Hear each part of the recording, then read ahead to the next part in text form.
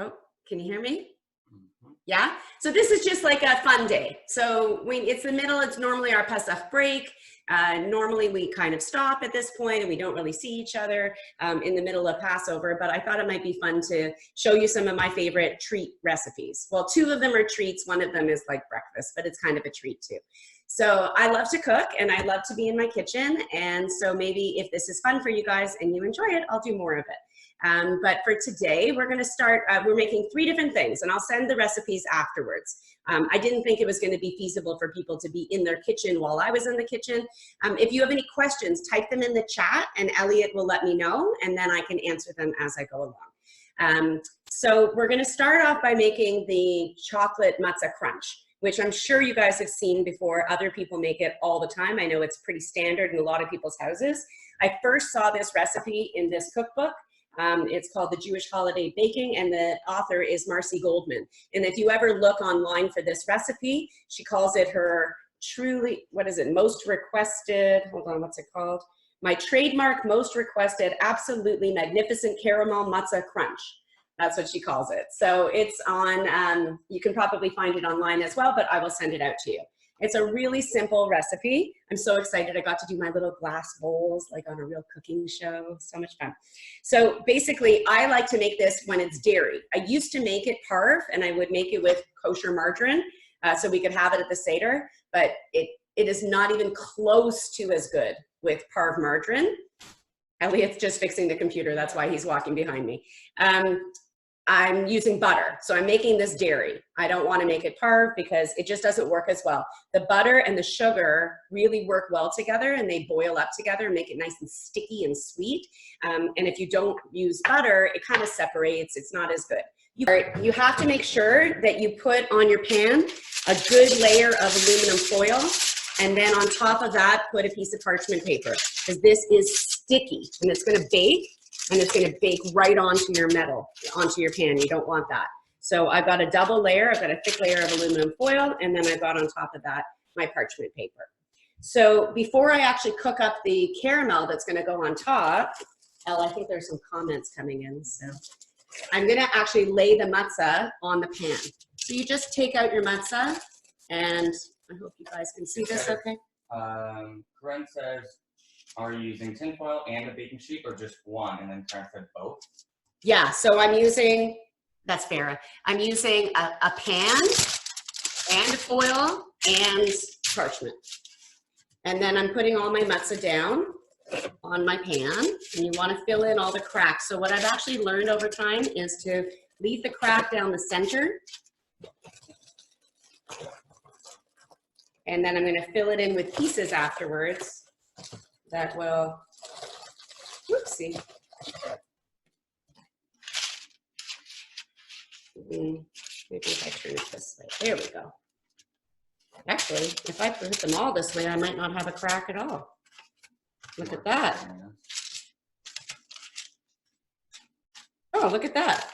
I don't even need to fill in the cracks. If you do, you just break pieces and fill in all the empty spaces. Okay. So my matzah is ready. I'm going to leave it over here. We're going to turn around. We're going to go to the stove where Elliot has very kindly set up another computer. I'm bringing my butter and my brown sugar. So this is 1 cup of packed brown sugar. Packed means that when you put it in the cup to measure it, you smush it right down so there's no air inside it. That's the way you know you get enough of the brown sugar because it's pretty soft. And then I have my chocolate chips. Those are for after. I buy a lot of chocolate chips on Pesach. Lots. Okay, so I'm going to turn around and over here I'm going to, can you see me on this? It says unmute myself. No, I don't want to unmute myself. The lighting's not great. Lighting's not great. All right, that's okay. I will show you my pan. So here's my pan. I'm going to start by, maybe I should turn on my stove. That would help, right? Nice low temperature. You don't want it on too high. And I'm going to just put in, this is 2 sticks of butter or 1 cup of butter. I'm just going to let my butter start to melt. I guess I could have put the matzah on the tray while I was melting the butter, but that's okay. So I'm going to let my matzah, my butter melt. And then when I add in the sugar, you kind of have to watch it because you don't want it to burn. It's going to get kind of sticky. So, oh, should I stay back here? I can't just switch back and forth. Okay. We're learning. We could run a cooking show when we're done here. So the butter is melting. It's going to take a couple of more minutes. Again, you don't want it on too high. If you put it on too high, then your butter will burn, and there's nothing yuckier than burnt butter. All right. Any questions while we're doing this part? I think I see some chat stuff. How long do you melt the butter? Until it's completely gone. So see how it still blocks? Until it's all liquid. So right now, I don't know if you can see very well. Maybe you should just, I don't know, you could just hold up the computer maybe for these parts, but it's okay, it's fine, it's fine. So the butter is gonna melt until it's not, until you can't see any pieces anymore. And it turns into its nice, beautiful yellow liquid. Again, you can do this with margarine, but yeah, much better dairy. So you don't have it at the Seder, you have it as a treat another day. Okay, is there another question? I see more stuff in the chat. Nope. No? Okay, you must have already looked at them. Okay, my butter is starting to... It says how much butter? Oh, 1 cup. It'll be in the recipe, 2 sticks or 1 cup. And you can use salted or unsalted. I kind of like salted because I think it makes it kind of yummy, that it's got a bit of a salty sweet, you know, like salted caramel, that whole idea. Okay, my butter's melted. I'm gonna dump in my brown sugar. Obviously, you're doing all of this with a parent to help you. And you'll see, gotta turn it nice and low. You don't want it on too high. You'll see that your sugar and your butter, break out those extra little bits. And everybody, I don't think people can see it, Elliot, maybe. So you can see it hasn't combined yet, right? It's still, butter is separate from the sugar. We're gonna just let it go for another minute. And when it starts to bubble, what will happen is the sugar and the butter will turn into what's called a caramel. And that's how you actually make regular caramel. If you wanted to make this just like as a sauce to put on top of some ice cream or something, this is how you would make it. You can put in like some vanilla and stuff if you want. Corinne wants to know how much sugar. One cup of packed brown sugar.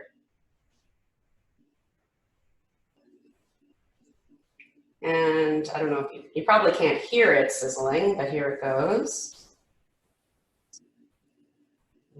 It's starting to bubble. See how it's all turning a nice brown? It's gonna cook for about 3 minutes. Once it starts bubbling, I'm gonna let it cook for about 3 minutes. Oh, I don't know if you can hear that. It's just, the only bad thing about this whole thing is that you can't smell anything. I wish there was some way I could send you the smell of butter and sugar cooking on the stove. That's a yummy smell.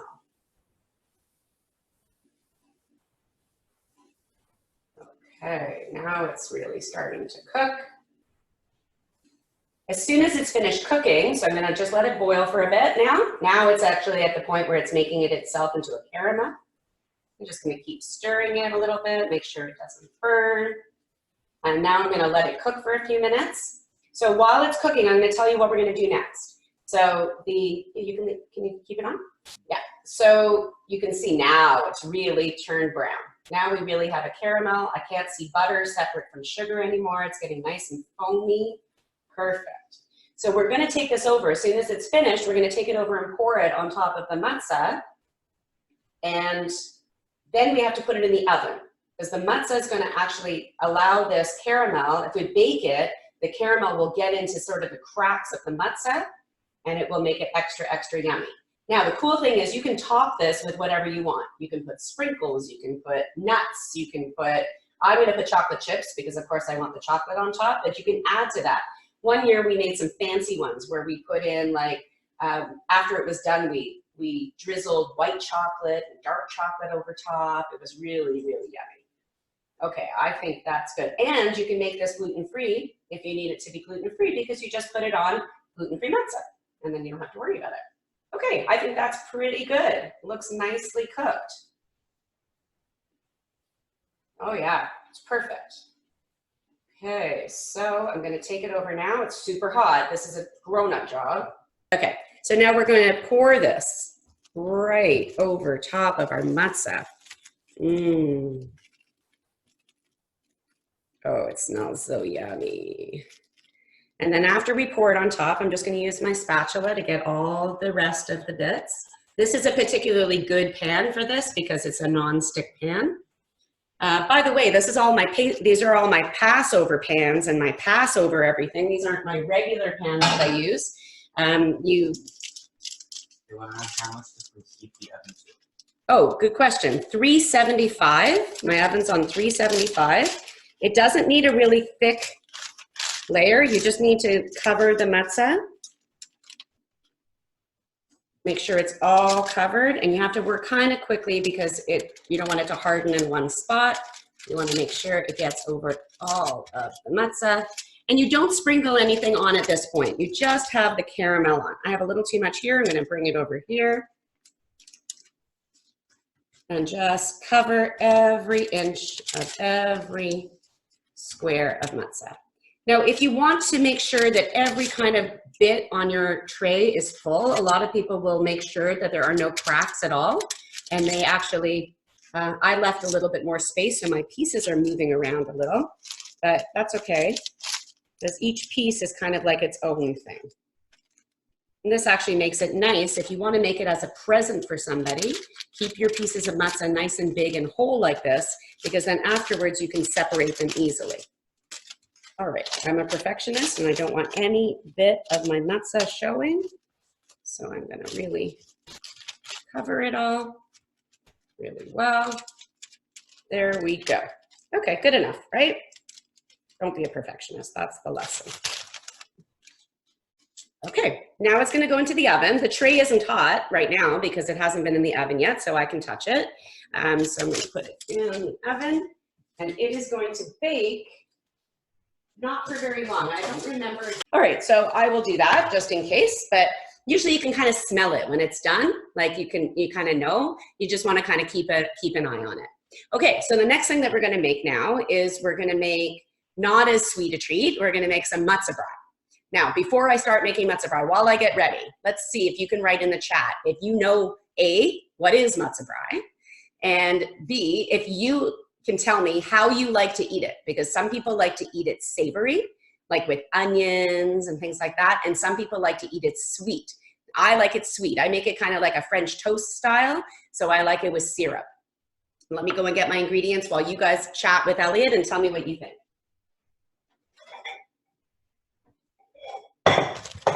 Of course, you need matzah for matzah brei. There are some people that actually won't eat matzah brei. I mentioned this to you guys before. We have some Corinne is asking, what about the chocolate on the matzah? After it's baked, we're going to put the chocolate on. Okay, so we're not going to put it on now because it would get all yucky. It would get over-baked, and then chocolate, when it gets overcooked, becomes really crystally, and it doesn't taste as good. So we're not going to do we're not going to put the chocolate on until afterwards. So the matzah brei, a lot of people won't eat matzah brei, I was saying a minute ago, because they won't eat matzah that has been broken and soaked. That's called gebrukt. Gebrukt is Yiddish for broken. And some people who are Orthodox or who just subscribe to this particular belief won't eat something that is all broken up. They won't eat matzah that's broken up and soaked in water, because remember, when we made the matzah, Farah will remember this because she actually made real matzah, you had to roll it really, really thinly, because in the 18 minutes from the time you mixed it with water to the time you baked it, you had to make sure all the water was out of it. So it had to be dry and crispy. So a lot of people won't eat matzah brei because they don't want to then soak that matzah back in water. It goes back to the other issue that we had, but that's a custom, it's not a rule. So to start off with, then we need to make the stuff that we're going to mix the matzah, that we're going to soak the matzah in, and then we're going to fry the matzah on the stove again. So this time I'm actually going to get my butter melted before I start. It tastes way better with butter. You don't need tons and tons of butter when you're frying it. You want some of it, and then I usually will put in a drop of oil as well, and that keeps my butter from burning. I put the butter in with some oil, and that way the butter is less likely to burn. So I'm just going to put it on low, very, very low, because I'm not ready yet at all for it. I just want it to be melted before I start. Okay. Yes, that's matzah with eggs. Okay, so a little thing that you should know about kosher cooking with eggs. sometimes we know eggs are from a chicken, right? So sometimes when you get an egg, it will have like a little blood spot in it. And that's just a natural thing that can happen sometimes. But that makes our egg not kosher anymore, and we actually have to throw it away. So when we cook with eggs in a kosher kitchen, we always crack our egg into something else first so we can check it before we put it into our recipe. If we put it directly into our recipe, then the recipe might become unkosher. We may have to throw out all of our other ingredients, and we don't want to do that. So I'm starting with 4 eggs. It depends on how much matzah brei you're making. I'm just going to start with 4 eggs to see if that makes enough of the mixture. This is exactly the same as the way you make French toast. So I like it. This is my version. So other people have different versions of matzah brei, and they feel very strongly about those versions. So this is just the way I like to make it. So I don't soak my matzah beforehand because I like my matzah brei to be crunchy a little. I think it tastes better that way. But if you like it softer, then all you do is take a piece of matzah and run it under the water. If you want it really soft, you soak it in water. But if you want it just a tiny bit softer, you kind of just wet it. And I'm just wetting it a little bit and letting it wait, letting it sit in the bowl while it's doing that. Actually, maybe can you pass me a plate, please, Elliot? I'm gonna use a plate. Thank you. So I'm gonna put this on a plate, let it kind of be a little bit wet. Now, I'm gonna do my eggs. So I crack my egg on the counter and I open it up into my cup. I check my cup, make sure there are no blood spots, and now I can put it into my bowl. And again, crack into my cup, check, looks good, into my bowl. And the third one.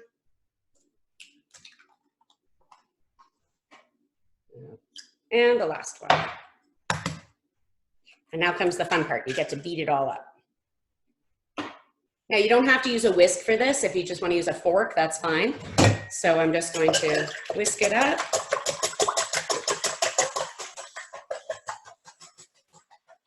Until it's all mixed together.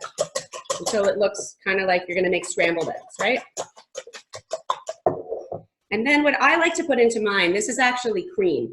I mean, it's really kind of decadent. So if you want to just put in a little bit of milk, that's fine too. This is cream, so it's a little bit thicker. And I'm going to put about that much for right now. If I want to add more, I will.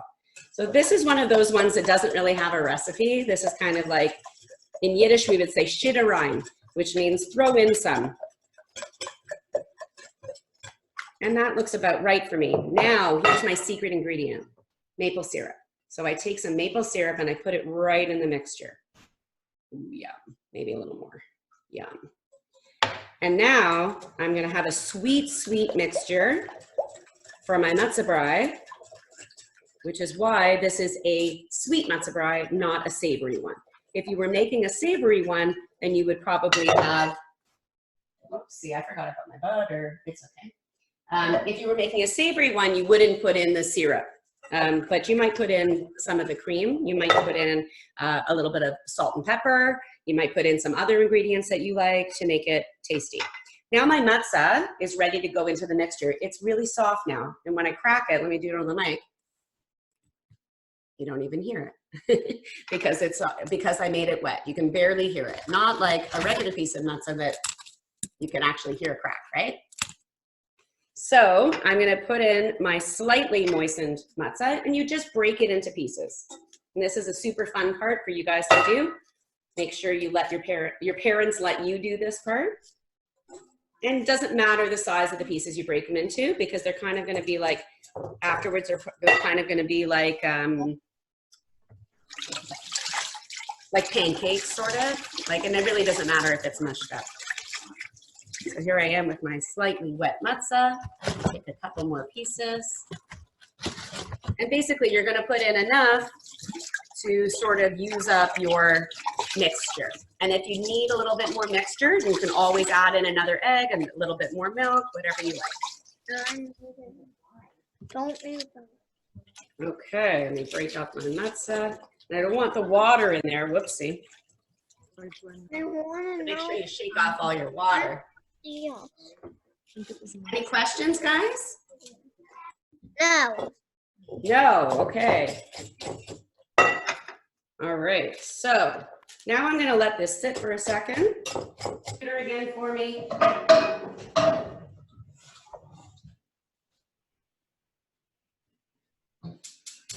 While we're doing that, I'm just in the background here. If you can just move over here for a second. This is getting ready for our chocolate spiders. I'm just over here melting some chocolate in here. I'm just warming up the water that it's gonna, this is called a double boiler. You don't need this. You can melt chocolate in the microwave. I just happen to have one, so I'm using it. It was my mom's. So this pan has water in the bottom, and then this pot sits right inside it. So while the water boils, the chocolate will melt. I'm just gonna let that sit there for a bit and get ready for when we go to make our chocolate spiders. Okay, so there we go. We have some nice water, some nice butter ready to go. Let me wash off my little spatula that I used on my Matzah crunch. Speaking of the Matzah crunch, I should probably check on it. Oh yeah, I think it's just about ready to come out. So I'm gonna turn this off.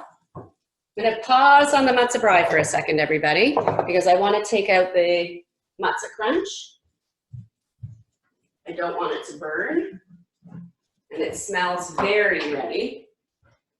So I'm gonna just take out the pan. Oh yeah. Oh, you guys are gonna like this. Oh yeah, check that out. If only you could smell it. Oh my goodness. All right, Elliot knows. Okay, so there it is, nice and brown, nice and hot. So now is when I want to put my chocolate chips on it, because if I put my chocolate chips on now, they'll all melt, and that's perfect. That's just what I want. So I like a lot of chocolate, so I'm not going to be shy. In fact, if this bowl gets empty, I'm opening up another bag. Elliot, grab me another bag. This is not going to be enough. Okay, I'll take it here. It's okay. So this is one of the brands of kosher chocolate chips. I buy these all year round because they're actually carved. There are lots of kosher chocolate chips out there, but if you buy the kosher from the kosher aisle and they're carved, they have no dairy in them, and you can make chocolate chip cookies and things like that when you're having a meat meal, and you don't have to worry about having dairy with meat, because you know we're not allowed to do that. So here we go. Let's get off. Oh, what the heck. Let's just use the whole bag. Woo! Okay, now what's gonna happen, Ellie's laughing at me. Okay, now what's gonna happen is it's just gonna melt. I don't have to do anything. I'm just gonna let the heat that was already in the pan, just let that chocolate melt. You can keep your eye on it and you'll see it's gonna start to get a little bit shiny. When it does, I just take a fork and I just spread the chocolate out on top. But you don't have to, you can just leave it the way it is. Okay, so now we have our Matzah Brei ready to go. It's nice and soft. And over here, I've got my butter all ready to go. So I'm gonna ask Elliot to come back again. And I'm gonna use my spatula. Whoops, I turned off the cooktop. Not gonna cook very well if it's off. And I'm gonna put in, let it get a little bubbly again before I put in my Matzah Brei. Come on. And even though I don't want to, even though I want it to go faster, and I could be a little impatient here, I'm not going to turn it up really high because I'll burn my butter. So I just have to be patient.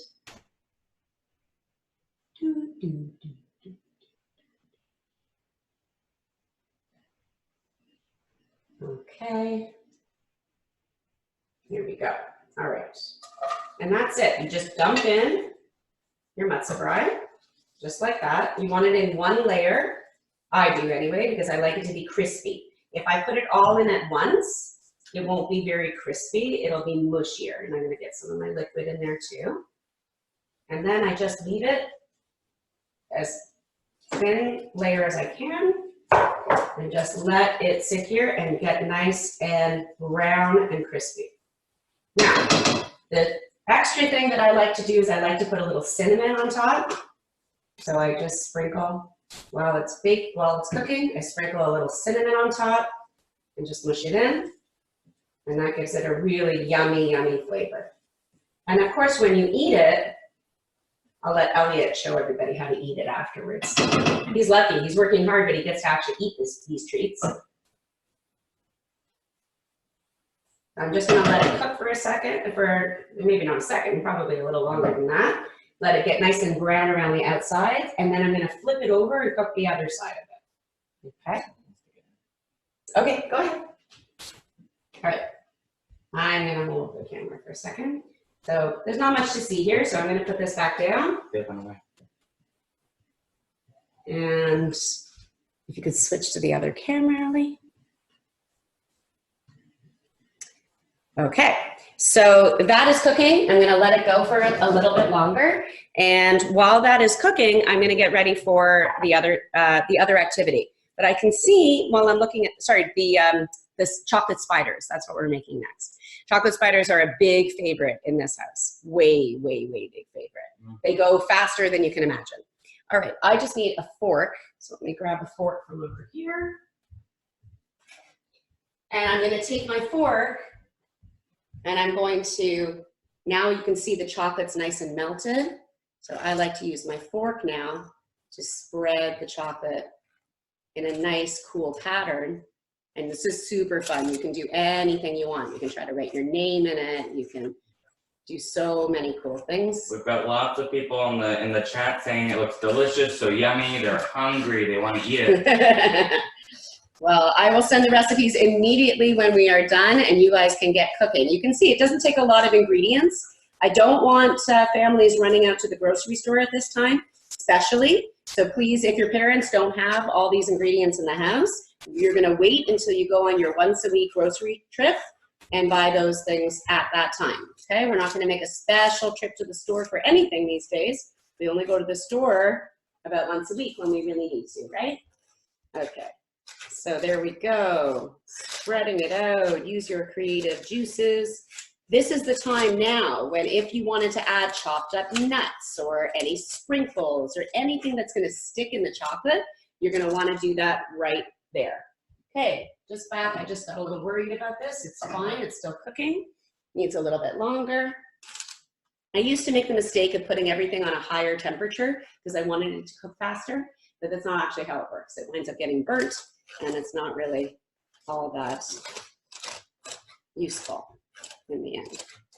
Okay. Do you have to use a fork? No, you do not have to use a fork. You can use any utensil you like. And you can crisscross it and make some patterns. Ooh, I'm having fun. Okay, I better get back to that matzah brei, where I'm gonna have burnt matzah brei. Now it'll set by itself, the matzah crunch, by the way.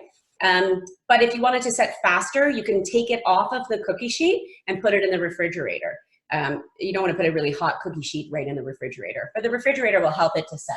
But it's not necessary. It will set on its own. Okay, so now, Al, can you come and hold this? Yeah. Now I'm just, whoa, I let it cook too long. I burnt it a bit. I got too caught up on my other activities. Okay, so you don't want to let it go this long, but you get the idea. It's still pretty soft. Now I'm breaking it up into smaller pieces because that's how I like to serve it. And I'm just going to let the bottoms get nice and crispy. Not as crispy as I made it a minute ago. We don't want that. It still smells so yummy. And then I like to put it into a pan, like a foil pan of some kind, and keep it warm in the oven. It depends on how many people you're cooking for, but that's how I like to do it. So I'll show you. Oh, it smells amazing. Turn off the stove. And there we go. We have some yum. Matzah brei. Okay, I'm gonna just do a quick second batch because I can't stand that I burnt that. That means my temperature was on too high and I left it for too long. Grab a tiny bit of olive oil so I don't burn the butter. And again, this can be made gluten-free. You simply use gluten-free matzah. And now I'm gonna dump the rest of it in. Get all the last bits. And that goes in the sink. Yum. Oh, that smells really good. Don't forget the cinnamon. And don't walk away from it again. I learned that lesson. Okay. I don't know if you guys have ever watched Tasty, but they always have these like videos showing people how to cook things. And I've seen like the back side of it and how they have to make it, and they do so many shots. Like they make a mistake and they film it again, and they make a mistake and so they film it again. I don't have that option. I'm just checking on my chocolate over here. If you look inside the pot, you can see the water is boiling and the chocolate is beginning to melt. That's a gentle way of melting the chocolate, because if you melt your chocolate too fast, it does this thing called seizing, which means it stops being soft chocolate and it winds up being stuck. What's wrong? In the chat and from Okay, Elliot's coming back. He's got to manage everything here. This time I'm going to sort of stir around the matzah brei a little instead of cooking it all in one big flat thing. But I do have to leave it. I keep touching it a little too much. And when you touch it too much, what winds up happening is it doesn't get nice and crispy on the bottom. So that's why I'm going to make sure to do that. And I just need a spoon to stir my chocolate. No, that's fine. I'm just going to stir it, and it is melting. See? There we go. So once the chocolate starts to melt, you don't actually even need to keep it on the stove. If you put it in the microwave and it got to this point, don't microwave it again. Just stir it, because the heat of the rest of the chocolate will melt the chips. See, I don't even have it on the heat, and it's all ready, all melted. Perfect. I'm just gonna leave it there like that. On very low. And check back on my matzah brei. Ah, there we go. That's better. It should be this color, nice light brown, not that black burnt color that it was before. Redeemed. Woo! Okay. See that beautiful, nice dark, not dark brown, but like a medium brown? That's what you want it to be look like. And when you eat your matzah brei, you can either sprinkle it with sugar on top, or you can put more syrup on top, and it's delicious. I'm gonna leave this over here.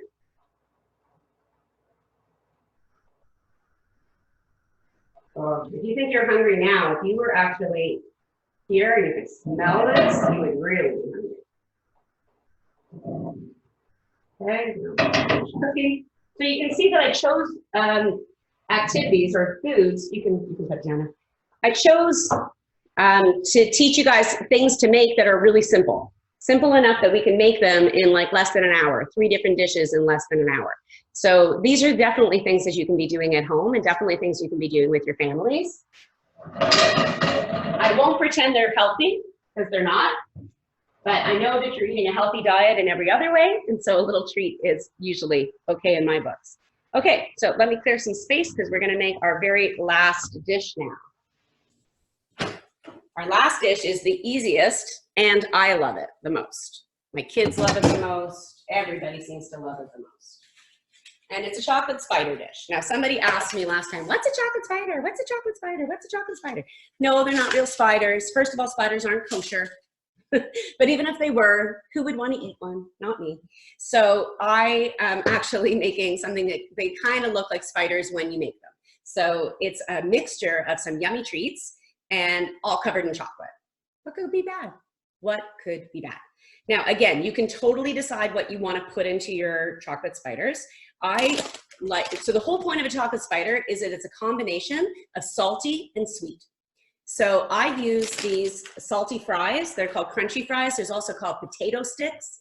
They're the Passover little, they're kind of like hickory sticks if you ever eat those, but there's no flavor on them. They're just salty. And then I use my mini marshmallows, my Passover mini marshmallows. which are different from everyday mini marshmallows, even the kosher ones. So regular marshmallows are actually not kosher. If you buy Kraft marshmallows or any of the regular ones that don't specifically have a kosher sign on them, a hechsher, they're made from something called gelatin.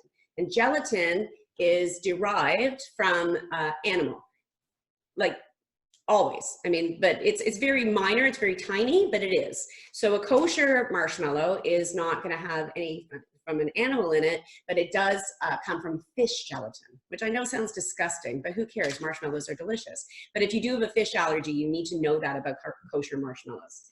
So I'm gonna use my kosher mini marshmallows. I'm gonna use ground almonds. You could use chopped almonds. You can leave out the almonds. You can use pieces of things. You can actually put pretty much anything you want into this dish, into this treat, and it really doesn't matter because you're covering it all with chocolate anyway. So there's zero technique involved in all of this. Let me show you how quick and easy it really is. Get these things out of the way. I've got my tray ready because this is where I'm going to put my chocolate spiders afterwards. And I've got my chocolate ready over here. Nice, all melted, beautifully melted. Let me bring this up so you can really drool. Check that out. Oh, shiny melted chocolate. Yeah. Okay, so I'm going to put that back here. Let it sit for a minute. Turn off the stove. And watch how hard this is. Are you ready for a really difficult technique? Ready? Are you sure? Watch carefully. Really, really hard. Are you ready? Are you ready? Ethan, can you do this? Magic. That was hard. Wait, wait, wait. I've got another really hard thing for you to do. Are you ready for part 2? So hard. Actually, it is hard.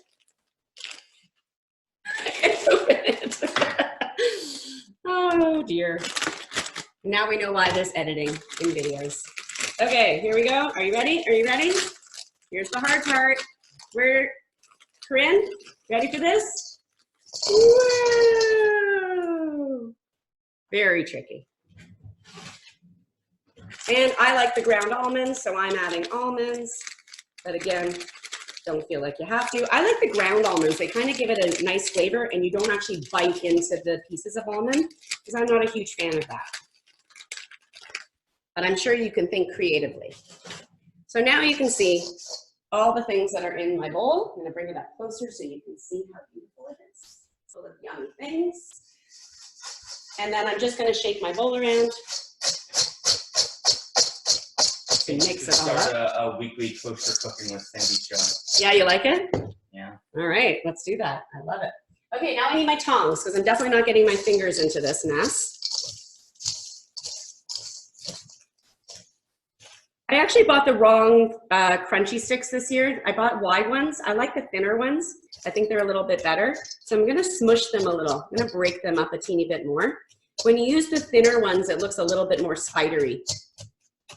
I bet you're still wondering why these are called spiders. I don't know what this has to do with spiders, but you'll see in a sec. Okay, back to my chocolate. Let me get the spoon out of the way. Guess what Elliot gets to do because he's the helper. You get to lick the spoon, Elliot. Yes. Oh, yeah. I'm the real one. Okay, then now what I'm going to do is I'm going to pour my melted chocolate all over the bowl. Really, really difficult recipe, as you can see. Takes a ton. And in fact, you don't even need the stove for this. The microwave works just fine to melt chocolate. Just melt it in really short segments, like put it on for 20 or 30 seconds, take it out, stir it, put it in for another 10 seconds, like never put it in for like a minute or anything like that as and one shot, because that will make your chocolate seize. Okay, so between my tongs and my spatula, I'm just going to toss all of this together. And it looks like it's not going to come together, but it will. Actually, I think I'm going to use 2 pairs of tongs instead. If you really want to have fun, put on a pair of gloves if you have them and get your hands in there, but actually don't do that because it'll all stick to your gloves. It won't cover over your food. Okay, so I keep going. If I decide that I don't have enough chocolate, you just melt more chocolate if you have it. If you don't have any more chocolate, you got to keep on mixing until it's all covered. And you'll see it will actually all cover. And it's okay if you break stuff up as you go. There's nothing wrong with that because that's the whole point. Oh, by the way, one other trick you can do, I just remembered about your Matzah crunch, is if you like the salted caramel flavor, sprinkle a little salt on top of your Matzah crunch. Oh, can you grab me the salt shaker actually? And if you do that, salt is a really amazing thing. When it comes to sweet, salt brings out the sweet flavors really beautifully. So you can see it takes a little bit of work to get it all mixed together. Well, I got a little distracted, so I just want to put my salt on here before it all hardens. That's it, just a bit of salt. It looks like Corinne's mom is making it as we go. Oh, is she? I want to see, that's amazing. So that brings me to the challenge, this week's challenge. So last week you had a challenge to prepare for the Seder. This week you have a cooking challenge. So you'll see it in the email that I send with the recipes, but the cooking challenge is either you can get points for recreating one of my recipes. They're showing their Matzah crunch. Oh, let's see. Oh, yum. That looks amazing. You look like you used a lot more chocolate than I did. Nicely done. I like that. So you'll see in the challenge, you're either going to get points for doing one of my challenges, or I'm going to give even extra points if you introduce us, me really, everybody, to a new recipe from your family to us. That would be even better. Okay, so here we go. It's pretty much covered over. It's okay if a little bit is showing. And then you just simply drop little mounds on your tray, and you have to put it in the fridge for it to harden. So you'll see in a second why it's called a spider. So I usually use a spoon for this, so let me grab a couple of spoons. I think I need to take them out of the dishwasher. I think so. See, just a regular house. Take the clean spoons out of the dishwasher.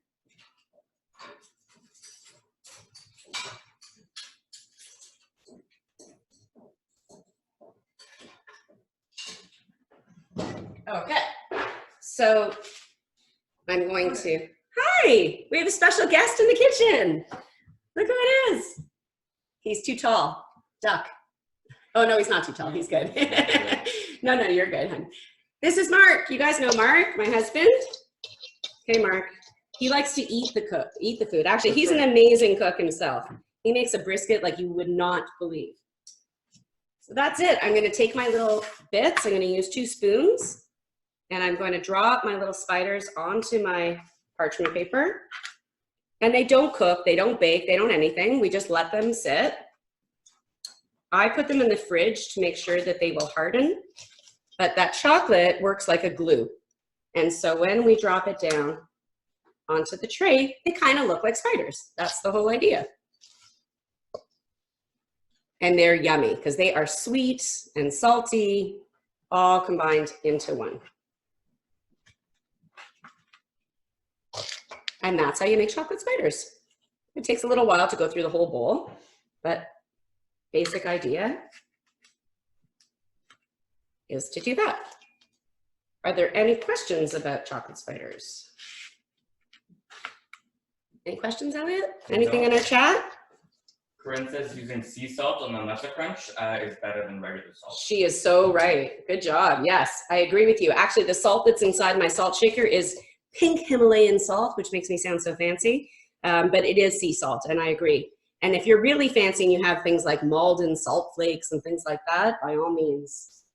But regular salt works just fine, because the whole point is just that you're getting those tastes combining in your mouth at the same time. You're getting your sweet and your salty all together.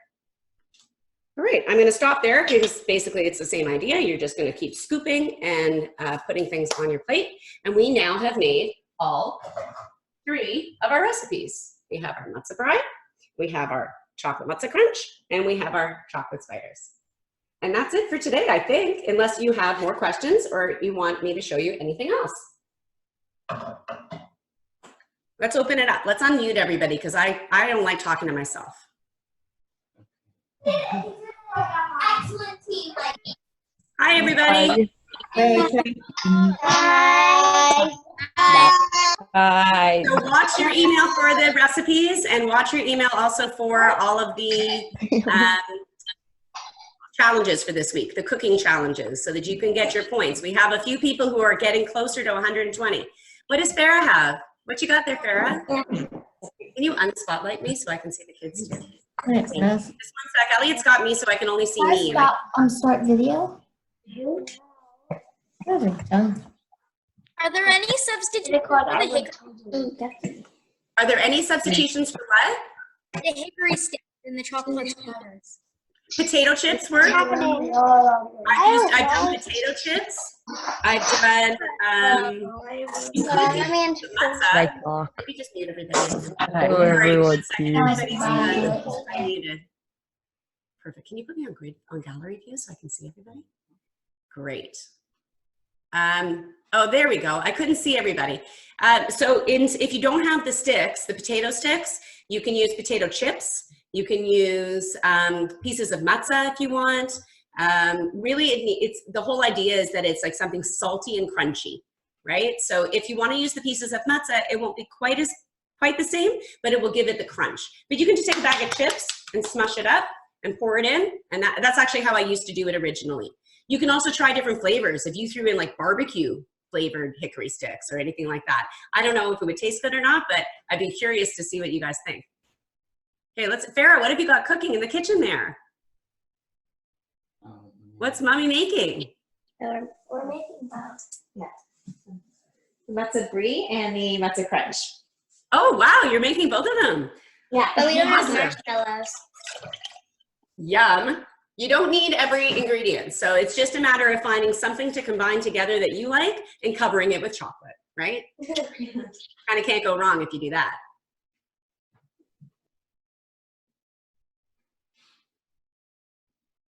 Anybody else have anything they want to share or ask?